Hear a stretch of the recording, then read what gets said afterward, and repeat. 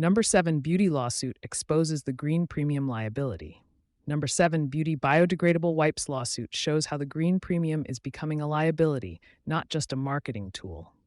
A class action filed against the Number 7 beauty brand last week alleges its wipes labeled biodegradable cannot actually biodegrade under the conditions in which consumers dispose of them. The case is routine in structure.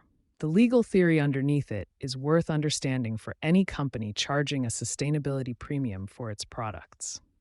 3 New York consumers filed a putative class action in the Southern District of New York on April 28th against Boots Retail USA, Inc., the operator of the Number 7 beauty brand.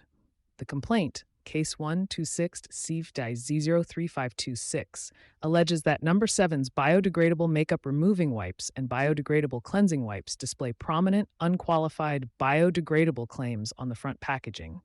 Claims the plaintiffs say are false and misleading because the wipes will not biodegrade within a reasonably short period of time when disposed of in household trash, which is where the packaging itself directs consumers to put them.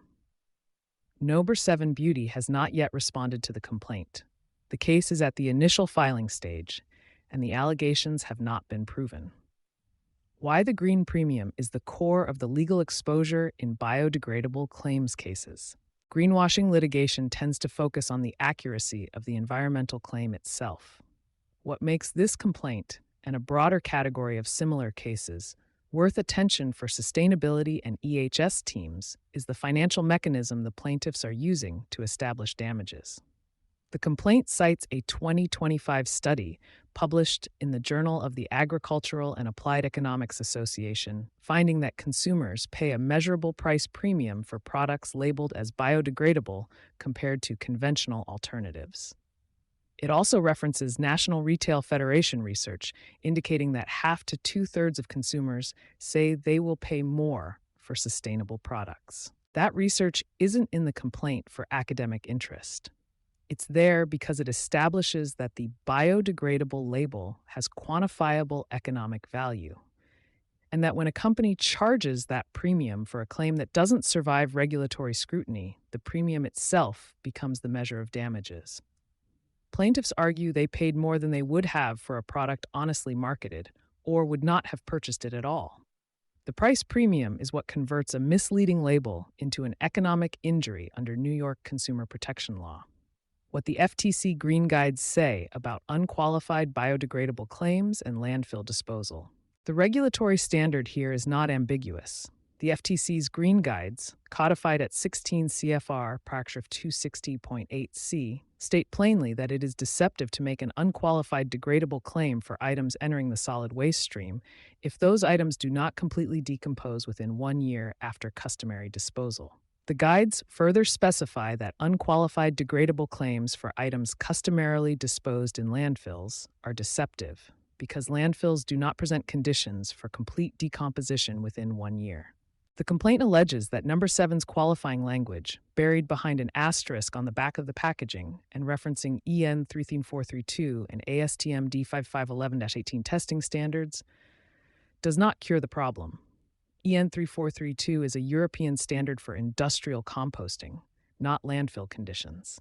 ASTM D5511-18 tests biodegradation in anaerobic digestion environments. Neither standard reflects what happens to a wipe thrown in household garbage in a municipality that, like most in densely populated areas, lacks accessible composting facilities.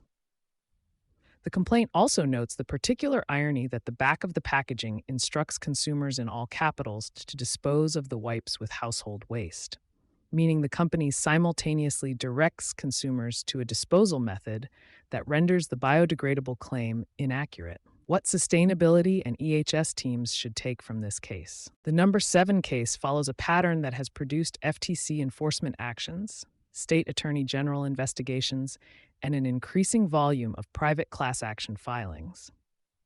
The consistent thread is the same: a front-label environmental claim that is accurate under controlled test conditions, but not under the actual disposal conditions consumers use, with qualifying language too technical or too obscure to constitute a meaningful disclosure. For sustainability and EHS teams reviewing product claims, marketing copy, and supplier representations, The question this filing raises is not whether the testing that underlies an environmental claim is real.